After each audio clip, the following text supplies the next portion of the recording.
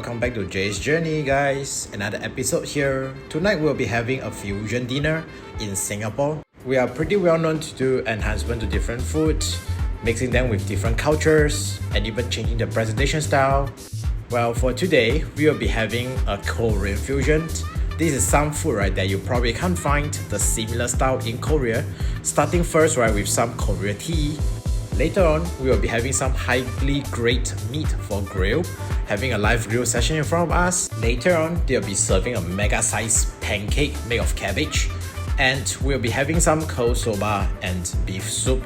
So let's start our dinner right now. This is the meat that will be served. We'll be having beef and pork. Look at the huge thick cut beef. The color is really beautiful. So right in front of us as we are dining, the chef will be cooking this entire grill. It will be like a performance as we dine and eat other side dishes first. Of course, anytime that you change your mind on how you want your meat to be cooked, you want to change your recipe or whatever, you can always tell the chef up front before it's overcooked. Personally for me, I always felt right that the meal will taste better if you know how the cooking process. It's like knowing the whole story. How is it being cooked? Who is cooking it? And as the cooking process is kicking up, you can hear the sizzling sound of the oil, the aroma of the meat. This is definitely gonna taste a lot better when I dine in later. While the meat is being cooked, they are serving up side dishes. You do know that Korean food, right, is full of vegetables, right? Probably 70 or 80%. All these are raw vegetables, and they include this pancake made of cabbage base with some carbs. They had really fried out the base of the carbs, right, to make it crispy. Full up, they are cutting out this whole cabbage pancake.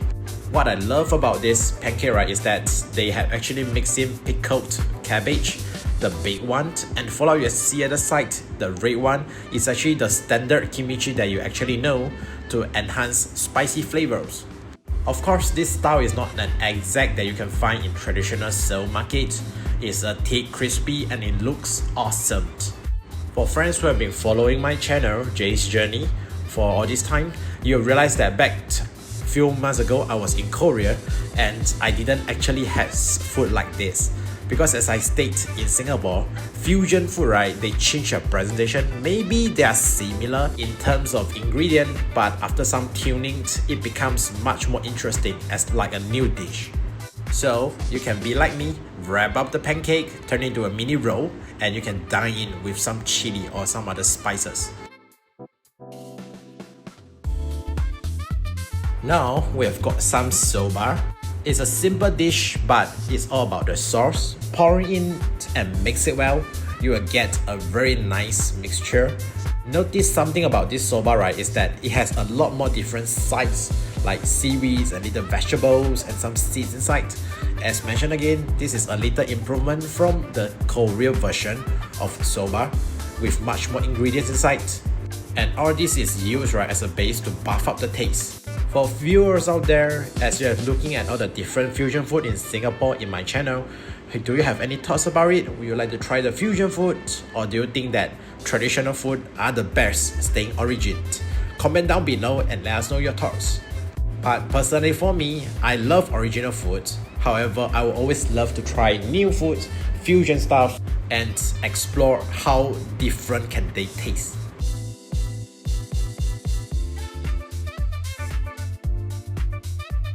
Next up, we are being served with ox bone soup, and look at that size of this bone, it's huge.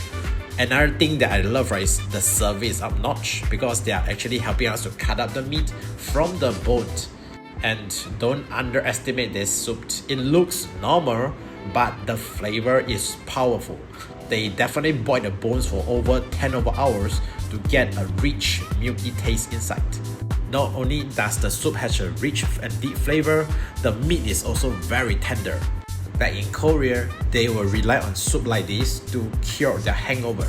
As Korea has a very deep and strong drinking culture, normally after the drinks, they will need some hot soup to blow away the alcohol.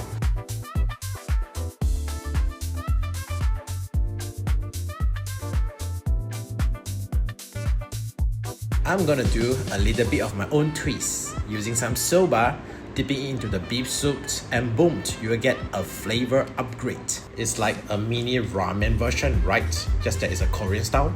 Of course, besides soba, you can use some white rice too. It mixes well with the soup.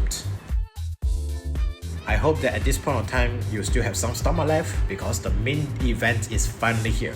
Our highly graded beef steak is cooked to around 60%. It's finally done. Normally, I would love to eat medium cooked meat. As a friend who has been following my channel, you'll recall that how raw I eat at Turkey, maybe at Japan, or maybe at Korea. It's always medium done. Look at this alluring red color. It's like a sunset on the plate, right? Well, you can eat it with different style. You can have it with salt, which is I think is the best version, or you can add it with some garlic. And finally, you can also use some kimchi to dip in. Of course, personally, I would love to just eat it with salt because I've learned it in Turkey where salt is the life for grilled meat. After all, it's the best way for the meat to speak for itself, for its taste. Of course, beef is nice, but don't forget we have more meat coming out. There's a grilled pork that's waiting for us later. So let's keep eating. And right now the grilled pork is being served. A nice piece of charred meat where you can get a light burn taste. This is the kind of meat that we Singaporeans love. I would say this is a great ending for the dinner. So don't forget to subscribe to Jay's Journey for more videos and travel content.